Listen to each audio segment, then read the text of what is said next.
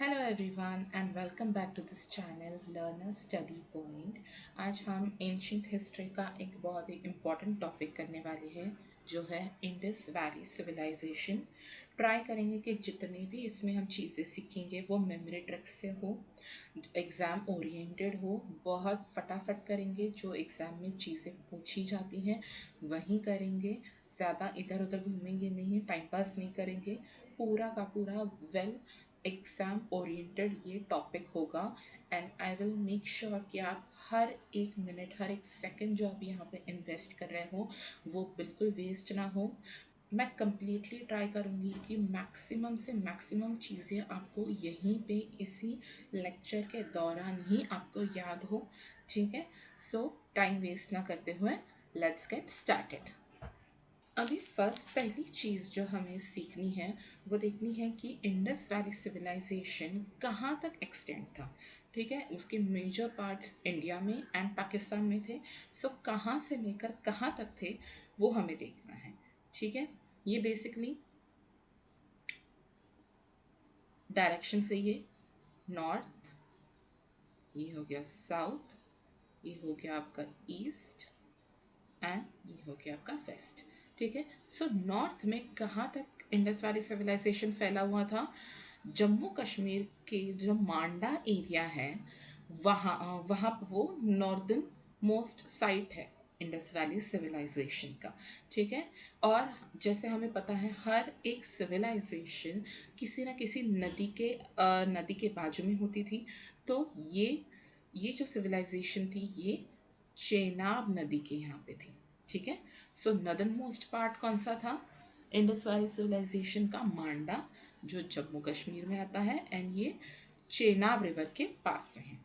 ठीक है, वैसे देखा जाए एक काम करते हैं, हम क्लॉकवाइज चलते हैं। ठीक है, नदर्न मोस्ट साइट हो गया। अभी ईस्टर्न मोस्ट साइट या ये कौन सी होती है? आलमगीरपुर, जो कि यूपी में उत्तर प्रदेश में आता है। ठीक है, और ये कहाँ पे थी, कौन से रिवर के तट पे थी? हिंडन नदी के तट पे थी। सॉरी, क्या क्या, एक सेकेंड।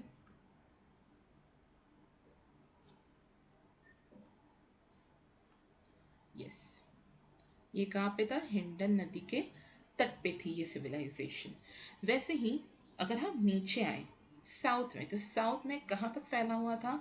महाराष्ट्र तक। ठीक है, महाराष्ट्र तक, महाराष्ट्र के दाइमाबाद एरिया तक इंडस वैली सिविलाइजेशन फैला हुआ था। ठीक है, और ये कौन से नदी के तट पे था? ये गोदावरी नदी के तट पे था। ठीक है, नेक्स्ट एंड लास्ट हमारा बचा सुप्त गेंडोर, जो कहाँ पे आता है? बलूचिस्तान में आता है। ठीक है, और ये कहाँ पे था? दास्त रिवर के तट पे था। ठीक है, तो ये बहुत बेसिक है एंड बहुत इंपॉर्टेंट क्वेश्चंस इसमें से पूछे जाते हैं। तो आपको मेक श्योर करना है कि आपको ये चारों चीज़ें जो northern most, eastern most, southern, western most, जितने भी जगह है आपको याद रखनी है। नेक्स्ट, अभी जो बेसिक चीज़ें हैं आती हैं इंडस वैली सिविलाइजेशन में वो हमें याद क्या रखनी है? एक तो हो गई साइट्स, कौन कौन सी साइट्स इंपॉर्टेंट साइट्स हैं। लोकेशन, वो कौन से रिवर पे आती हैं। ईयर एंड एक्सकवेटेड, किसने उसकी खोज की थी उस जगह की। ये अभी कुछ सालों में थोड़े कम पूछे जाते हैं, बट पूछे जाते हैं ये क्वेश्चंस भी। ठीक है, कम पूछे जाते हैं बट फिर भी हमें इन चीज़ों को इग्नोर नहीं करना है। ठीक है, एंड वहाँ पे क्या क्या चीज़ें मिली है। ठीक है, अभी बहुत सारे इंडस वैली सिविलाइजेशन के साइट्स हैं, बहुत सारी जगहों पे बहुत सारी चीज़ें मिली हैं।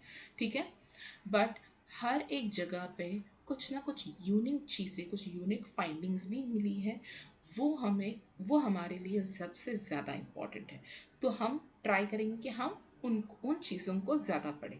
ठीक है, अभी सबसे पहली पहली साइट कौन सी आती है? हड़प्पा। ठीक है, ये कहाँ आती है? पंजाब, जो पाकिस्तान में है, पाकिस्तान वाला जो पंजाब पार्ट है वहाँ पे आती है। कौन से नदी के तट पे है ये? रावी नदी के तट पे है। ठीक है, इसको एक्सकवेट किसने किया था? 1921 में दयाराम साहनी जी ने किया था। ठीक है। यहाँ पे सबसे ज़्यादा इम्पॉर्टेंट चीज़ें क्या आएंगी कि ये तो पहली चीज़ तो कि ये this is the first town excavated है। ठीक है, पहला जो इंडस वैली सिविलाइजेशन का जो पहला टाउन जो खोजा गया था वो यही था, हड़प्पा। ठीक है। नेक्स्ट यहाँ पे क्या मिला है, 6 ग्रेनरीज इन 2 रोज। मतलब ऐसे देखिए, ये ग्रीनरीज है। ठीक है, ये 1 2 3 4 5 6, इस तरह से ये 2 रोज ऑफ ग्रीनरीज मिली है, 6 ग्रीनरीज मिली है। ठीक है, ये भी कहाँ पे आती है, ये हड़प्पा में मिली है हमें। ठीक है, बहुत इंपॉर्टेंट है ये। ठीक है, 6 ग्रीनरीज इन 2 रोज, ये हमें मिला है यहाँ पे। थर्ड क्या मिला है, circular brick platform for threshing grains. जो ग्रेन्स हैं उनको थ्रेश करने के लिए कुछ सर्कुलर प्लेटफॉर्म्स आते थे इस तरह से। ठीक है, एंड इन पे वो ग्रेन्स को थ्रेश किया जाता था, तो इस तरह से वो सर्कुलर ग्रेन्स दिखते थे। ठीक है, सर्कुलर प्लेटफॉर्म, सॉरी। ठीक है, तो ये भी one of the most important questions में से आता है। ठीक है, याद रखना आपको।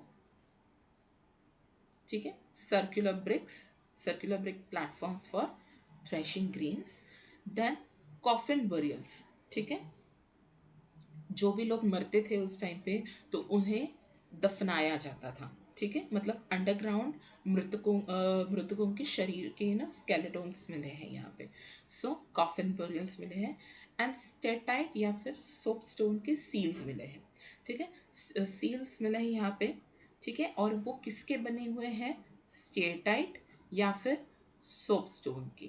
ठीक है, this is also one of the most important question जो रिसेंटली पूछा गया है कि जो सील्स मिले हैं हड़प्पा के साइट से वो किससे बने हुए हैं। तो आपको एक तो स्टीयरटाइट मिलेगा या फिर सोपस्टोन मिलेगा।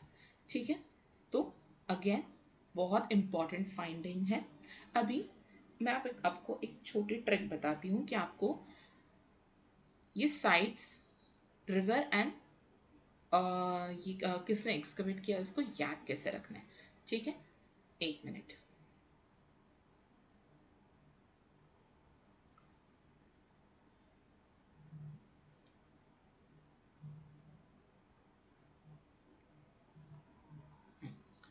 अभी जैसे ये हड़प्पा में भी र आता है। ठीक है, रावी में भी ये र आता है, एंड दयाराम में भी ये र आता है। ठीक है, आपको लग रहा होगा कि ये बहुत ही ज़्यादा स्टूपिड है, लेकिन आपको ऐसे ही याद रखना है। ठीक है, ट्रिक्स नेमोनिक्स ऐसे स्टूपिड ही होते हैं, they don't make any sense. आपको बस आपका काम होना चाहिए, इन सब से आपको याद रहना चाहिए। ठीक है, सो हड़प्पा रावी नगर के तट पे है, और इसको किसने एक्सकवेट किया था, दया राम साहनी ने। ठीक है, हर तीनों जगह पे र र आर ए ये र आया है। ठीक है, तो इससे आपको याद हो जाएगा, ये एक छोटी सी ट्रिक है। ठीक है, नेक्स्ट आता है मोहेंजोदाड़ो। ठीक है, this is also one of the most important sites. ये कौन से इसका लोकेशन क्या है, सिंध में आती है, ये पाकिस्तान में है अभी। ठीक है, सिंधु रिवर या फिर इसे क्या बोलते हैं, इंडस रिवर बोलते हैं। ठीक है, इंडस रिवर पे आती है ये। इसको एक्सकवेट किसने किया था, 1922 में रखल दास बैनर्जी ने किया था। ठीक है, अभी यहाँ पे की फाइंडिंग्स तो आपको इनमें से बहुत सारी चीज़ें पता भी होंगी। ठीक है, जैसे ग्रेट पाथ हो गया, ग्रेट ग्रीनरी हो गया। ठीक है, अभी आपको ना यहाँ पे कंफ्यूज नहीं होना है। अगर आपको क्वेश्चन में आ जाए कि ग्रेट ग्रेनरी किसने कहाँ पे एक्सकवेट हुई थी, तो उसका आंसर मोहेंजो दारो होगा। ठीक है, क्योंकि यहाँ पे अगर कोई भी चीज़ ऐसे ग्रेट ग्रेट ऐसी बड़ी वाली चीज़ें अगर आएंगी तो उसका आंसर हमेशा मोहेंजो दारो होगा। ठीक है, नॉर्मली अगर आपको ग्रीनरी पूछे या फिर ऐसे पूछे कि 6 ग्रीनरीज थी या फिर ग्रीनरीज इन 2 रोज थी, तो वो तब वो हड़प्पा हो जाएगा। अदरवाइज ग्रेट ग्रेनरी अगर बोला, ठीक है, ये वर्ड अगर यूज़ हो रहा है तो इट्स मोहेंजो दारो। ठीक है, तो यहाँ पे ग्रेट बाथ मिला है हमें, ग्रेट ग्रेनरी मिली है। ओके, अभी ग्रेट बाथ का भी एक क्वेश्चन आता है कि ग्रेट बाथ यूज़ किस लिए होता था। ठीक है, तो ये मोस्टली यूज़ होता था रिलीजियस पर्पस के लिए। ठीक है, ग्रेट बाथ किसके लिए यूज़ होता था? For religious purpose. ठीक है, बहुत इंपॉर्टेंट है ये। ठीक है, नेक्स्ट ग्रेट बाथ हो गया, ग्रेट ग्रेनरी हो गया, देन ब्रॉन्ज की एक डांसिंग गर्ल मिली है। ठीक है, नेक्स्ट क्या मिला है? बियर्डेड मैन स्टैचू, आपने देखा होगा, वो थोड़ा बहुत मोदी जी जैसे लगते हैं वो स्टैचू, तो वो मिला है। पशुपति सील मिली है हमें। ठीक है, again one of the most important excavation sorry findings. ठीक है, अभी पशुपति पशुपतिनाथ की जो सील मिली है ना, उस पर भी कुछ क्वेश्चंस पूछे जाते हैं। ओके, अभी इसमें क्या पूछा जाता है मोस्टली कि अभी मैं एक रफ, बहुत ही एक रफ में ड्रॉ करती हूँ। ठीक है, सपोज ये है वो पशुपतिनाथ जी की मूर्ति जो बीच में है। ठीक है, एंड उनके ऊपर यहाँ एक, दो, तीन, चार या चार जगहों पर चार अलग अलग एनिमल्स हैं। ठीक है, तो वो एनिमल्स कौन कौन से हैं वो भी पूछा जाता है। ठीक है, तो यहाँ पे सबसे पहले यहाँ पे आता है, एक सेकेंड, ये मेन मूर्ति होगी पशुपति जी की। ठीक है, यहाँ पे सबसे पहले ऊपर कौन सा एनिमल आता है? एलिफेंट। ठीक है, elephant. Then right side above में आता है राइनोसेरस। ठीक है, राइनो आता है। देन उसके थोड़ा नीचे आता है टाइगर। ठीक है, एंड देन यहाँ पे आता है बुल। ठीक है, यहाँ बीच में पशुपतिनाथ की मूर्ति है जो एक योगा पोज में बैठे हुए हैं, वो है। एंड उनके नीचे यहाँ पे भी, यहाँ दो डियर हैं। ठीक है, एक यहाँ पे है एंड एक यहाँ पे है।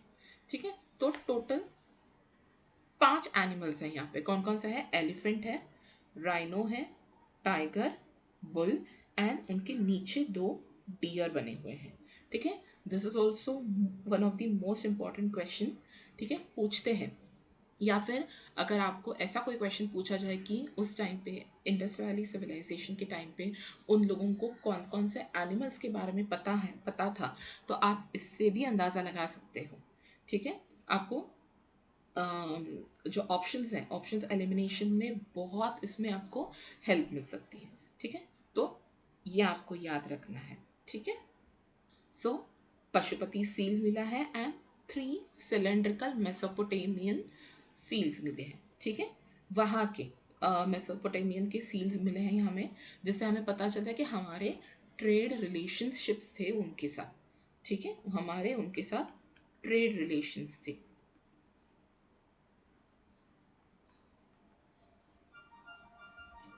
ऑल्सो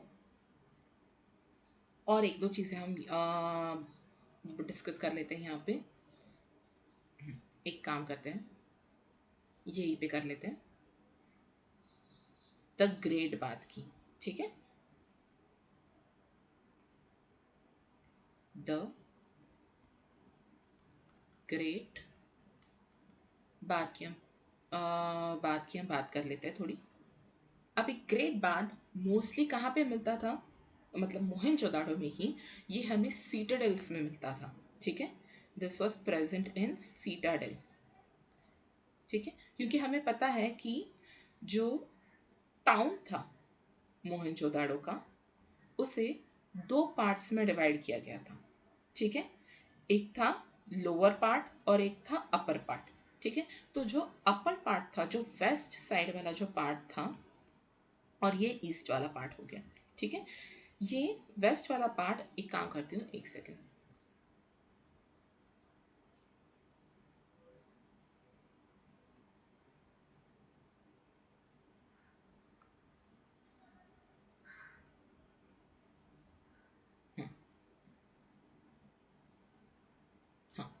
वेस्ट वाला जो पार्ट है वो जो अपर टाउन था, ठीक है, अपर टाउन था, यहीं पे यहीं पे सिटाडेल हुआ करता था, ठीक है। इसे सिटाडेल भी बोलते थे, ठीक है। और ये वाला जो पार्ट था, जो अपर टाउन था, जो एलीट लोगों का था, जो खास लोग होते थे वहाँ के, वो थोड़ा छोटा होता था। और जो बाकी नागरिक वहाँ पे जो रहते थे, उनका वाला जो पार्ट था वो बड़ा था, ठीक है। बट यहाँ पे कोई सिटाडेल नहीं होता था, ठीक है। और ये वाला जो पार्ट था ये लोअर टाउन था, ठीक है। एंड ग्रेट बात जो हमें मिला है वो हमें इस वाले सेक्शन में मिला है, ठीक है। सीटाडेल वाले सेक्शन में मिला है हमें, अपर पार्ट में, ठीक है। तो ये this is also very important part कि ग्रेट बात हमें कौन से हिस्से में मिला है, हमें अपर टाउन में या फिर सीटाडेल में मिला है, ठीक है। नेक्स्ट एक पॉइंट तो हमने कर ही लिया कि इसको रिलीजियस पर्पस के लिए यूज़ करते थे, ठीक है, रिलीजियस पर्पस के लिए यूज़ करते थे। एंड इसको जो ये ग्रेट बाथ जो था, इसकी अंदर की जो लेयरिंग थी, ठीक है, उसके अंदर की जो लेयरिंग थी उसे एक काइंड ऑफ एक लेयर, उस पर एक लेयर लगाई गई थी, ठीक है। एक natural layer, sorry natural layer नहीं, सॉरी नेचुरल टार की एक लेयर बनाई गई थी, ठीक है। एक नेचुरल टार की लेयर लगाई थी, ठीक है, जिसे बिटुमेन कहते हैं, ठीक है, जिसे बिटुमेन कहते हैं, ठीक है। ये एक नेचुरल टार था, उससे वो उसके अंदर पूरी तरह से लगाया गया था, ठीक है। एंड और एक चीज़ इससे पूछते हैं कि ये जो ना ग्रेट बाथ था उसके डायमेंशंस क्या थे, ठीक है। तो आपको हर जगह पे कुछ डेसिमल्स में वगैरह मिलेंगे, लेकिन मैं आपको एक होल नंबर में दे रही हूँ, that is 12 metre into 7 metre into 2.4 metre, ठीक है। ये उसका लेंथ हो गया, ये उसका ब्रेथ हो गया एंड ये उसका हाइट हो गया, ठीक है। तो ये सारी चीज़ें भी आपको एक कुछ एक्स्ट्रा पता होनी चाहिए आपको, ठीक है, याद रखनी है आपको। अच्छा, अभी इसे हम कैसे याद रख सकते हैं। अभी जैसे हमें पता है कि मोहेंजोदारो को क्या बोलते हैं, माउंड ऑफ द डेड बोलते हैं, ठीक है। क्या बोलते हैं, माउंड ऑफ द डेड बोलते हैं, ठीक है। मतलब ऐसी जगह है जहाँ पे मृतकों का पूरा एक ऐसा टीला लगा हुआ था, ठीक है। मतलब अगर ऐसी जगह होगी तो वो कैसी होगी ना, एक तरह के से बैंड जगह होगी वो, ठीक है, कि वहाँ पे जाना मना है। अगर आपको कोई ऐसी जगह मिलेगी जहाँ पे ना ऐसा मृतकों का पूरा ऐसे एक ऐसा ढेर लगा हुआ, आप वहाँ पे जाने की कोशिश करेंगे, नहीं करेंगे, ठीक है। एक तरह से कि बैन जगह होगी वो, अच्छी जगह नहीं मानी जाएगी, ठीक है, बैन जगह लगेगी आपको। तो उसी से हम क्या याद रख सकते हैं, रखलदास बैनर्जी, ठीक है,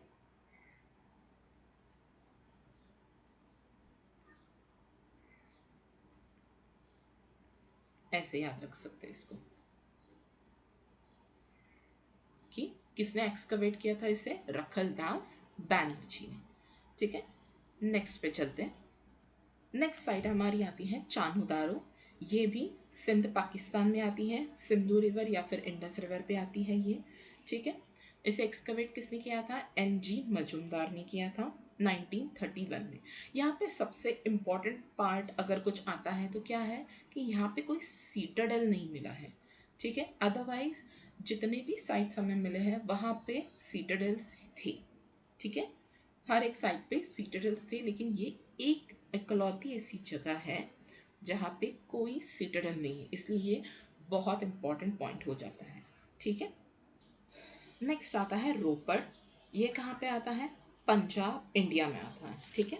कौन सा रिवर के यहाँ पे है ये, सतलज नदी के यहाँ पे है, ठीक है। इसको एक्सकवेट किसने किया था, यज्ञदत्त शर्मा ने किया था 1953 से लेके 55 तक। ठीक है, इसको अभी आप कैसे याद रख सकते हैं? This is R for Ropar and S for Sutlej, ये आर एस ऐसे याद रख सकते हैं। ठीक है, इस तरह से आप इसको याद रख सकते हैं। रोपड़ कहाँ, कौन से नदी के तट पे था? सतलज नदी के तट पे था। ठीक है, यहाँ पे one of the most important finding हमें क्या मिली है? Burial of dog with man. ठीक है, मतलब आदमियों के साथ, आदमियों के जो कंकाल मिले थे, स्केलेटन्स मिले थे, उनके साथ डॉग्स के भी स्केलेटन्स मिले थे हमें। ठीक है, अभी हम इसको कैसे याद रख सकते हैं कि burial of dog with man ये हमें मिला है। ठीक है, मतलब एक इंसान के स्केलेटन के साथ हमें क्या मिला है? डॉग्स के भी स्केलेटन मिले हैं। तो ये नज़ारा देखकर, ठीक है, हम रो पड़े। ये देखकर हम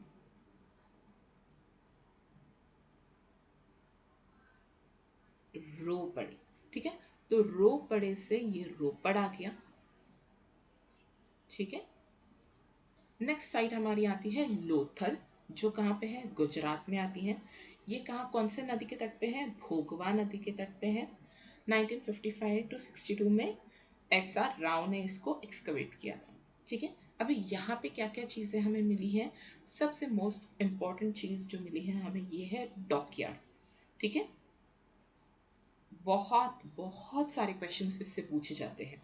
ठीक है, कि डॉकयार्ड या फिर सी पोर्ट कहाँ पे मिला था, कौन से साइट पे था? तो ये होगा लोथल। ठीक है, ये कौन सा हो जाएगा? लोथल। देन फायर अल्टार्स मिले हैं। ठीक है, मतलब जो ना अग्निकुंड होते थे ना, वो मिले हैं यहाँ पे। बीड मेकिंग फैक्ट्री मिली है हमें। ठीक है, मतलब यहाँ पे बीड्स बनाए जाते थे, यहाँ पे बीड्स मिले हैं। ठीक है, नेक्स्ट बाजरा, बाजरा मिला है एंड अर्लीस्ट राइस के भी एविडेंसेस मिले हैं। ठीक है, ये सारी चीज़ें हमें यहाँ पे मिली है। अब हम इसको याद कैसे रखेंगे? से यहाँ से हम ये वर्ड उठा लेंगे थाल। ठीक है, और यहाँ से हम वर्ड उठा लेंगे भोग। ठीक है, तो भोग हमेशा, भोग जो होता है, भोग हमेशा किस में मिलता है? थाली में मिलता है। थाली में मिलता है। ठीक है, भोग हमेशा किस में मिलता है? थाली में मिलता है। सो लोथल कौन से नदी के तट पे आ गया? भोगवा नदी के तट पे आ गया। ठीक है, डॉकयार्ड का कैसे हम याद रख सकते हैं वो देखते हैं। ठीक है, फिर से हम ये वर्ड लिखेंगे भोग। भोग का मतलब क्या होता है? कुछ भी पाना। ठीक है, भोग का मतलब क्या होता है? कुछ भी पाना, कुछ पा रहे हैं हम। ठीक है, मतलब क्या कर रहे हैं हम? कुछ कुछ ले रहे हैं, लेन देन हो रहा है, ऐसे आप उसको रिलेट कर सकते हो। ठीक है, लेन देन हो रहा है, ले दे रहे हैं, मतलब ही क्या हो रहा है यहाँ पे? काइंड ऑफ इम्पोर्ट एक्सपोर्ट हो रहा है। ठीक है, इम्पोर्ट एक्सपोर्ट हो रहा है। तो इम्पोर्ट एक्सपोर्ट कौन सी जगह पे होगा? अगर किसी को कुछ चीज़ें इंपोर्ट करनी हो या एक्सपोर्ट करनी हो तो वो बंदरगाह पे ही होंगी। ठीक है, कहाँ पे होंगी वो? डॉकयार्ड पे ही होंगी। ठीक है, तो इससे आप डॉकयार्ड याद रख सकते हैं।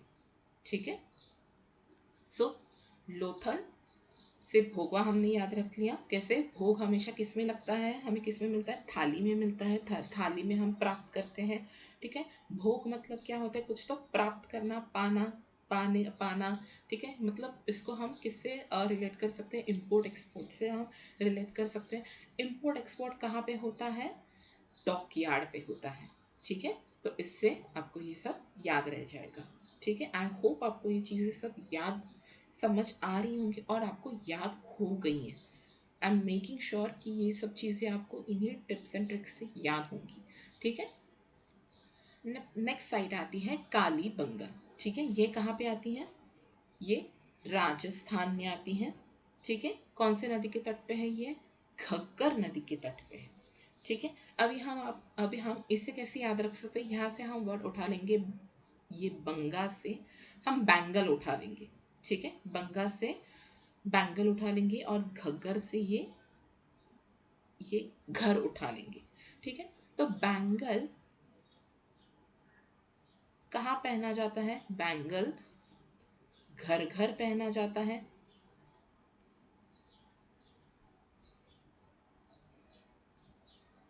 ठीक है, सो कालीबंगन कौन से नदी पे है? घर घर मतलब घग्गर नदी पे है। ठीक है, ऑल्सो ये बैंगल्स कैसी हैं? काली हैं, काली कलर के हैं। मतलब क्या है ये? कहाँ क्या मिला है? मतलब यहाँ पे हमें बर्न्ड बैंगल्स मिले हैं। ठीक है, बेक्ड या फिर बर्न्ड बैंगल्स मिले हैं। फायर अल्टार्स मिले हैं यहाँ पे भी, जो अग्नि के जो कुंड है हमें यहाँ पे भी मिले हैं। ठीक है, एंड प्लाउ फील्ड्स, जो खेत जो जोते हुए हैं वो, उनके भी साक्ष्य हमें यहाँ पे मिले हुए हैं। ठीक है, याद होगा, हो जाएगा आपको। एंड हाँ, इसको एक्सकवेट किसने किया है? 1951 में ए घोष ने किया है। ठीक है, नेक्स्ट साइट हमारी आती है धोलावीरा, जो गुजरात में स्थित गुजरात में है। कौन से नदी पे है? ये भी घग्गर नदी पे ही है। ठीक है, ये भी घग्गर रिवर पे आती है। आप देख सकते हैं ये तीनों, कालीबंगन, धोलावीरा और राखी गढ़ी, तीनों घग्गर नदी पे ही आती है, इसलिए मैंने इन तीनों को एक साथ लिखा है। ठीक है, आपको इससे भी याद रह जाएगा। ठीक है, ओके। धोलावीरा कहाँ पे आता है? गुजरात में घग्गर नदी पे आता है। इसको 1967 में जेपी जोशी ने एक्सकवेट किया था। अभी यहाँ पे इंपॉर्टेंट चीज़ें क्या है? तो यहाँ पे वाटर रिजर्वॉयर्स मिले हैं एंड स्टेप वेल्स मिले हैं। ठीक है, अगेन बहुत इंपॉर्टेंट है। अभी देखिए,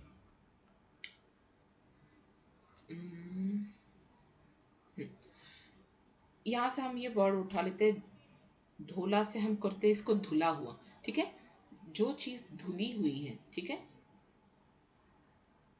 धुला हुआ। अभी चीज़ें कहाँ ज़्यादा धुली जाएंगी? जहाँ पे बहुत सारा पानी होगा। ठीक है, पानी ज़्यादा कहाँ पे था? तो यहाँ पे था, धोलावीरा में था, क्योंकि यहाँ पे वाटर रिजर्वॉयर्स थे, वेल्स थे, और वेल्स भी कैसे थे? स्टेप वेल्स थे। नेक्स्ट पॉइंट इज कि यहाँ पे जो टाउन है ये 3 पार्ट्स में डिवाइड है। ठीक है, कौन कौन सा? Citadel, middle and lower town. ठीक है, अभी तक मोस्टली हमने जो देखे हैं वहाँ पे क्या है? तो उनकी टाउन प्लानिंग जो की है उसमें 2 पार्ट्स में डिवाइडेड है, या तो है ही नहीं। ठीक है, जैसे चारूदार में। लेकिन ये एक इकलौता एक ऐसा साइट है जहाँ पे जो टाउन है ये 3 पार्ट्स में डिवाइडेड है। ठीक है, इसलिए ये बहुत ज़्यादा इम्पोर्टेंट पॉइंट है। ठीक है,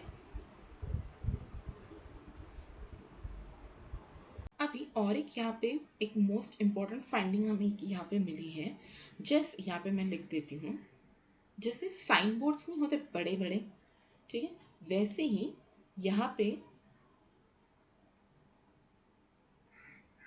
10, एक मिनट, हाँ, 10 लार्ज साइन बोर्ड्स मिले हैं। ठीक है, साइन बोर्ड्स मिले हैं। ठीक है, ऑफ हरप्पन स्क्रिप्ट बोल सकते हैं इनको, हरप्पन स्क्रिप्ट ही बोलते हैं मोस्टली। ठीक है, वो स्क्रिप्ट जो है ना अभी तक डिसाइफर हुई नहीं है। ठीक है, तो ऐसे 10 बड़े बड़े साइन बोर्ड्स मिले हैं यहाँ पे। ठीक है, तो ये भी एक इम्पॉर्टेंट की फाइंडिंग है यहाँ पे। ओके, नेक्स्ट पे चलते हैं। नेक्स्ट है राखी गढ़ी, जो कि इंडिया की सबसे लार्जेस्ट साइट है। ठीक है, अगर ओवरऑल अगर हम बोले तो इंडस वैली की सबसे बड़ी साइट अगर कोई होगी तो वो कौन सी होगी? मोहनजोदारो होगी। लेकिन इंडस वैली सिविलाइजेशन में इंडिया की सबसे लार्जेस्ट साइट अगर कोई होगी तो वो कौन सी होगी? राखी गढ़ी। ठीक है, अभी हम इसे भी कैसे याद रख सकते हैं, हम यहाँ से वर्ड उठा लेंगे राखी, ठीक है, एंड यहाँ से भी हम घग्गर वाला घर वर्ड यूज़ कर लेंगे। राखी वाला त्यौहार भी हम कहाँ पे सेलिब्रेट किया जाता है, घर घर में सेलिब्रेट किया जाता है, ठीक है। सो राखी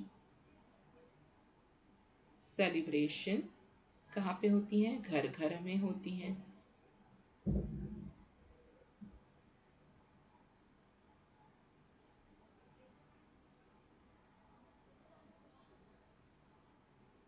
ठीक है, तो इससे आप राखी घड़ी और घर घर से घग्गर याद रख सकते हैं, ठीक है। यहाँ पे सबसे इम्पोर्टेंट पॉइंट क्या है कि ये लार्जेस्ट साइट है इन इंडिया, ठीक है, एंड टेराकोटा के फिगर्स मिले हैं हमें यहाँ पे, ठीक है। नेक्स्ट साइट हमारी आती है बानावली, ठीक है, बानावली या बनवाली, ठीक है। ये कहाँ पे आती है, हरियाणा में आती है, रंगोई रिवर के यहाँ पे है ये। एक्सकवेट इसको किसने किया था, आर एस बिष्ट ने किया था 1974 में। और यहाँ पे हमें की फाइंडिंग्स क्या मिली है, बार्ले मिला है हमें, एंड अगेन फायर ऑल्टर्स मिले हैं, ठीक है। अब इसको आप कैसे याद रख सकते हैं, ना बानावली से आप ना बावली ये वर्ड याद रख सकते हैं, ठीक है, बावली। तो बावली ये वर्ड ज़्यादा कहाँ पे यूज़ होता है, हरियाणा में यूज़ होता है, ठीक है। लोग बोलते हैं ना बावली हो गई है क्या, ठीक है। तो ये वर्ड बावली ये कहाँ पे वर्ड यूज़ होता है, मोस्टली हरियाणा में होता है, ठीक है। सो बावली से बनावली ये कहाँ पे आता है, हरियाणा में आता है, एंड रंगोई नदी के तट पे है ये, ठीक है। ये बस आपको याद करना होगा, मुझे इसका कोई ट्रिक या फिर ना कुछ निम्न कुछ सूझ नहीं रहा था। अगर आपको कुछ याद आ रहा हो या आपके पास कोई ट्रिक हो इसे याद रखने की, तो प्लीज़ कमेंट सेक्शन में बता दीजिए, ठीक है, ताकि सबको हेल्प सबकी हेल्प हो जाए, सब लोग आगे बढ़ सकें, ठीक है। नेक्स्ट साइट हमारी आती है सुख्त गेंदोर, ठीक है, जो कि बलूचिस्तान पाकिस्तान में आती है। ये शादाद रिवर या फिर दास्त रिवर के यहाँ पे इस तट पे ये साइट है, एंड इसको 1929 में आर एल स्टेन ने इसको एक्सकवेट किया था। यहाँ पे की पॉइंट इतना ही है कि ये एक ट्रेड पॉइंट होता था, ठीक है, between Harappan and Mesopotamia, Harappa and Mesopotamia के बीच का एक इम्पॉर्टेंट ट्रेड पॉइंट था ये, ठीक है। इसका बस ये एक ही इम्पॉर्टेंट पॉइंट है, ठीक है। अदरवाइज यहाँ पे भी ना वो टेराकोटा के फिगर्स, बार्ले, ये वो सब चीज़ें यहाँ पे भी मिली हुई हैं, ठीक है। नेक्स्ट साइट हमारी आती है सरकोटदा, जो कहाँ पे है, गुजरात में आती है, एंड ये शारदा रिवर कैसे आ गया ये, एक सेकेंड, शारदा रिवर तो ये वाला आ गया ना, पाकिस्तान वाला आ गया।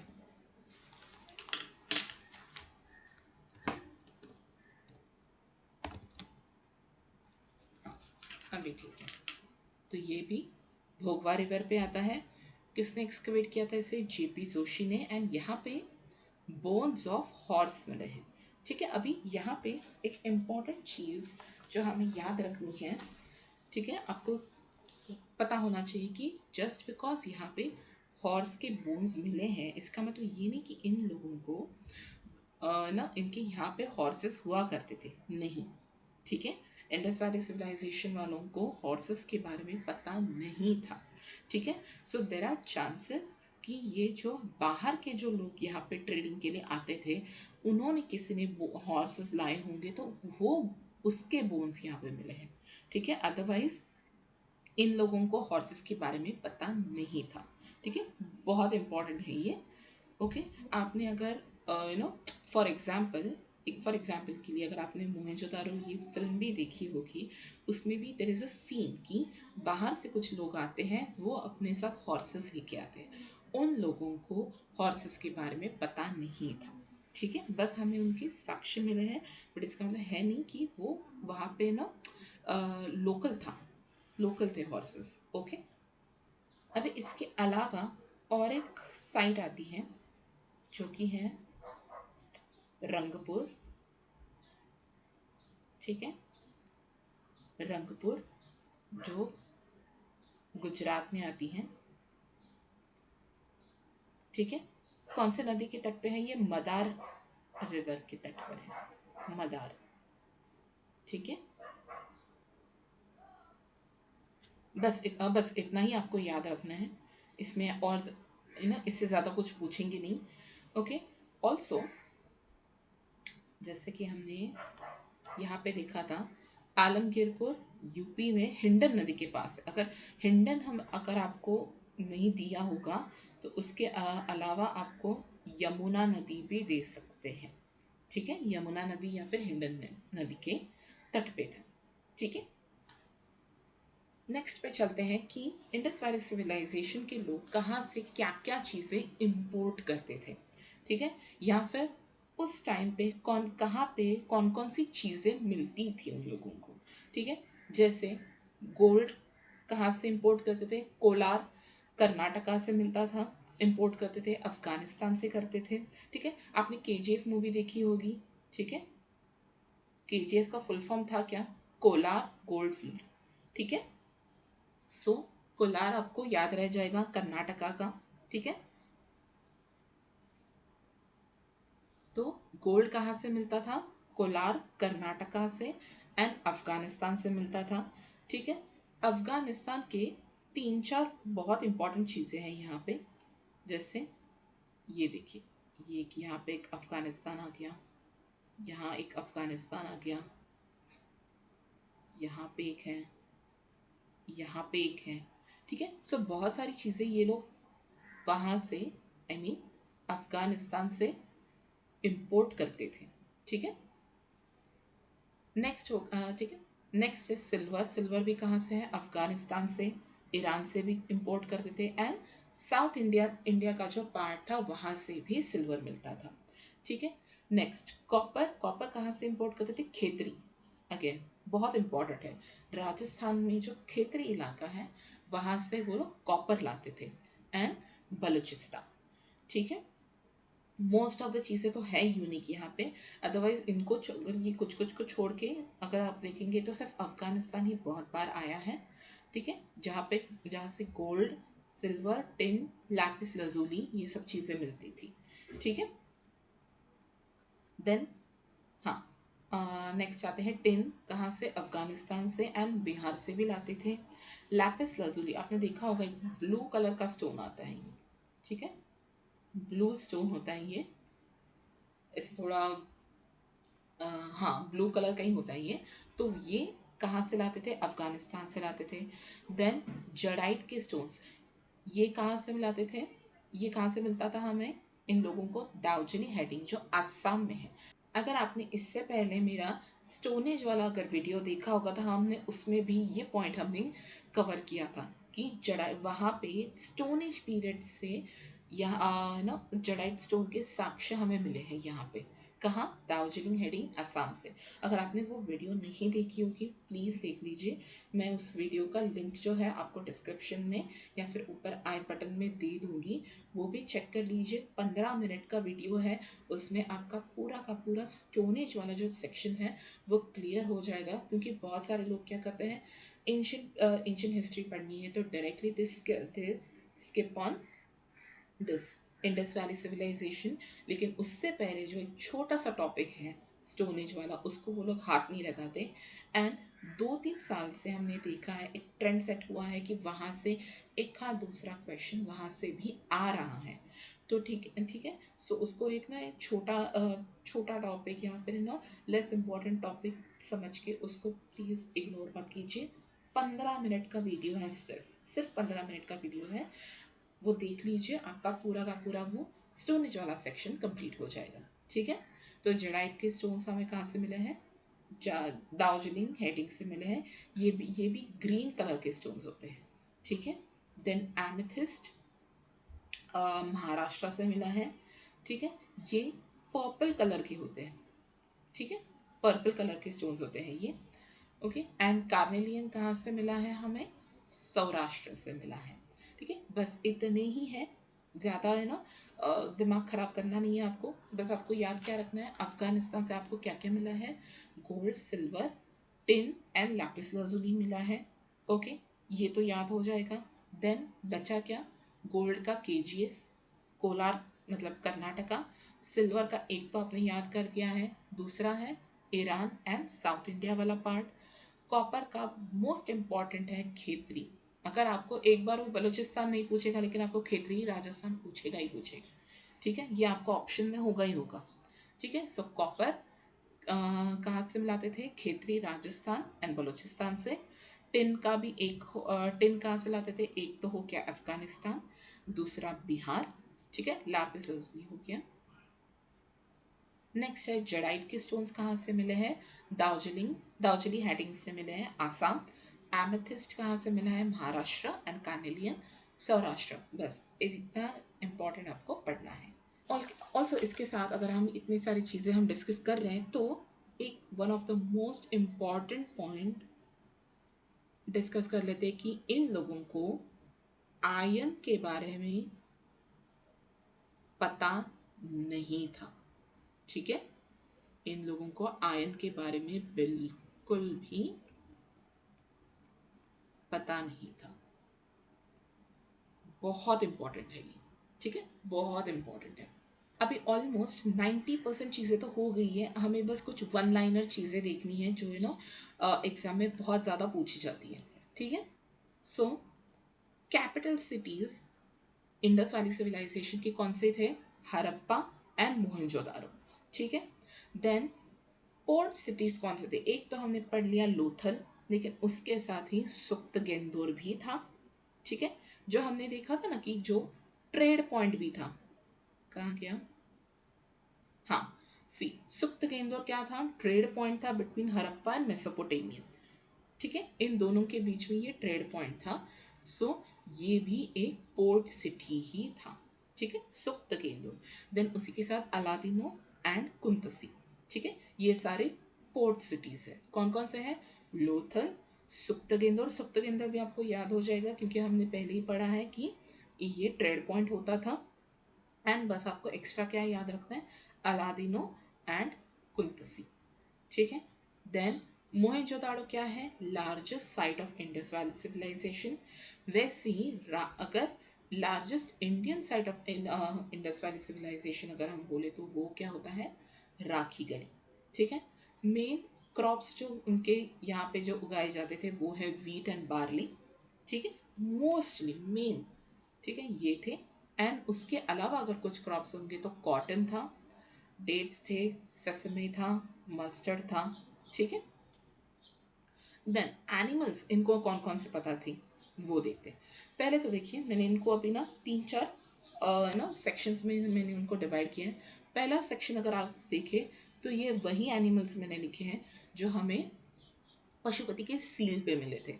जैसे एलिफेंट हो गया, टाइगर हो गया, राइनो, बफेलो, डियर। ठीक है, मतलब इससे आपको ये याद हो जाएगा, ये एक सेक्शन याद हो जाएगा। ठीक है, कंफ्यूज नहीं होना अभी।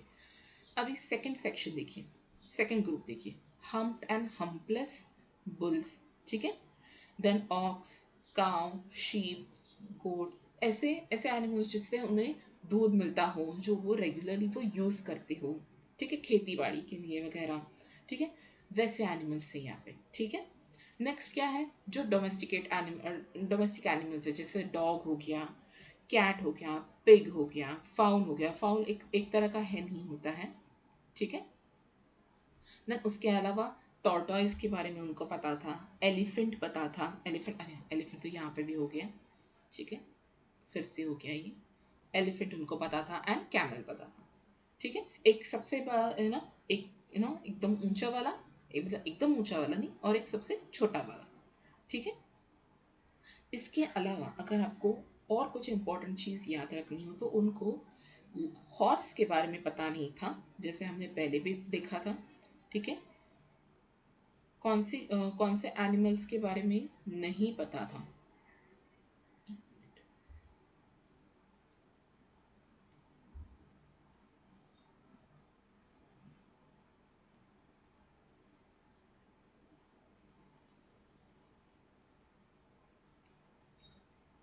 किसके बारे में उनको पता नहीं था। पहला तो हो गया हमारा हॉर्स। ठीक है, एंड सेकंड लायन। लायन के बारे में भी इनको नहीं पता था। ठीक है, नेक्स्ट पे आते हैं। अरे यार ये मैंने निकाला ही नहीं शायद, इम्पोर्टेंट। खैर अभी एक सेकेंड, यहाँ पे नहीं है मतलब वहाँ पे भी नहीं होगा। डायरेक्टली मैंने कॉपी पेस्ट ही किया था table. Yes, as expected. Okay, अभी ठीक है। ओके, अभी ये लोग जूलेटरी फॉलो करते थे। जूलेटरी का मतलब क्या होता है कि एनिमल वर्शिप करना, ट्री वर्शिप करना, मतलब इन शॉर्ट ये लोग नेचर को वर्शिप करने वाले लोग थे। ठीक है, तो एनिमल वर्शिप करते थे, ट्री वर्शिप, ट्री में भी स्पेशली पीपल के पेड़ को ये लोग वर्शिप करते थे। ठीक है, अगेन वेरी वेरी इंपॉर्टेंट। ठीक है, एंड नेक्स्ट, नेक्स्ट है स्क्रिप्ट। इनकी स्क्रिप्ट कैसे थी? पिक्टोग्राफिक स्क्रिप्ट थी, जैसे हमने पहले भी पढ़ा था। कौन से इसमें पढ़ा था हमने? स्टोन एज में भी देखा था हमने स्टार्टिंग के सेक्शन में कि इनकी जो स्क्रिप्ट होती है वो कैसी होती है? पिक्टोग्राफिक होती है। ठीक है, एंड इसको क्या कहते हैं? बोस्ट्रोफेडिन स्टाइल ऑफ राइटिंग। ठीक है, उन्होंने जो भी लिखा था उसका जो स्टाइल ऑफ राइटिंग था वो कैसे था? बोस्ट्रोफेडिन। अभी वो क्या होता है? हम मोस्टली जो भी लिखते हैं वो तो इधर लेफ्ट टू राइट होता है। ठीक है, या फिर राइट टू लेफ्ट लिखते हैं। ठीक है, लेकिन इसमें क्या करते थे ये लोग? दोनों यूज करते थे ऑल्टरनेटिवली। ठीक है, लेफ्ट टू राइट भी लिखते थे, राइट टू लेफ्ट भी लिखते थे, मतलब लेकिन ऑल्टरनेट लिखते थे। मतलब फॉर एग्जाम्पल अगर मैं यहाँ पे 1 2 3 4 5 लिख रही हूँ। ठीक है, अभी ये मेरी सपोज ये जगह मेरी खत्म हो गई, यहाँ तक ही थी। ठीक है, तो मैं यहाँ से स्टार्ट करने की जगह पे ये मैंने लेफ्ट टू राइट किया है। ठीक है, यहाँ से फिर से स्टार्ट करने की जगह पे मैं यहीं से 6 7 8 9 10 11 12 ऐसे राइट टू लेफ्ट जाऊंगी। ठीक है, तो ऐसे स्टाइल ऑफ राइटिंग को बोलते हैं बोस्ट्रोफेडिन। ठीक है, बोस्ट्रोफेडिन स्टाइल ऑफ राइटिंग। ऐसी स्क्रिप्ट थी इनकी। ठीक है, दोनों थे लेकिन ऑल्टरनेटिव। अतः अभी अगर ये इतना पे ये इतना ये पेज होगा फॉर एग्जाम्पल, इतना ही इनका वो जो साइन बोर्ड था वो इतना ही था। ठीक है, 12 हो गया, 13, अभी फिर से राइट टू लेफ्ट नहीं करेंगे, अभी फिर से यहाँ से 14 15 16 17 एंड सो ऑन। मतलब ये लेफ्ट टू राइट, ये लेफ्ट टू राइट, ये ऑल्टरनेट हो गया। इसके बाद ये वाला राइट टू लेफ्ट, ये आगे वाला आने वाला राइट टू लेफ्ट, ये ऑल्टरनेट होगा। ठीक है, बस यही है इसका मीनिंग। ठीक है, एंड इसी के साथ हमारा इंडस वैली सिविलाइजेशन का पूरा पार्ट ख़त्म हो जाता है। इसमें हमारा रिवीजन अच्छी तरह से हो गया है। जो जो इम्पोर्टेंट इम्पोर्टेंट चीज़ें जो हमें याद रखनी है वो हमने अच्छे से कवर की हैं। मैंने ट्राई किया है कि जितना हो सके मैं आपको ट्रिक्स दूँ जिससे आपको याद रह सके, है ना। वो कितने भी बचकानी या फिर स्टूपिड या इडियोटिक लगे, लेकिन at the end of the day अगर आप वो ट्रिक याद रख के वहाँ पे एग्जाम में टिक करके आ रहे हो, that is the end thing. ठीक है, इससे ज़्यादा और मुझे कुछ नहीं चाहिए। ठीक है, आप चाहे तो इसको एक बार रिवीजन के लिए थोड़े 1.5 स्पीड पे एक बार देख सकते हैं। एक दो बार भी अगर देख लिया आपका, and I will make sure कि ये पूरा का पूरा चैप्टर आपका ख़त्म हो जाएगा। ठीक है, so that's it for the video. अगर आपको कुछ लग रहा है कि कुछ मिस हो गया है या कुछ रह गया है इसके अलावा भी, तो आप प्लीज़ मुझे कमेंट सेक्शन में बता दीजिए। मैं नेक्स्ट वीडियो और अच्छे से इम्प्रूव करने की कोशिश करूँगी। एंड अगर आपके कुछ कमेंट्स होंगे, आपको कैसा लग रहा है मेरा स्टाइल ऑफ टीचिंग, अगर आपको कुछ बताना हो या आपके कोई इनपुट्स देने हो कि आपको नेक्स्ट टॉपिक कौन सा चाहिए, वो भी बता दीजिए। आई मेक श्योर कि नेक्स्ट टॉपिक हमारा उसी रिलेटेड हो। ठीक है, थैंक यू।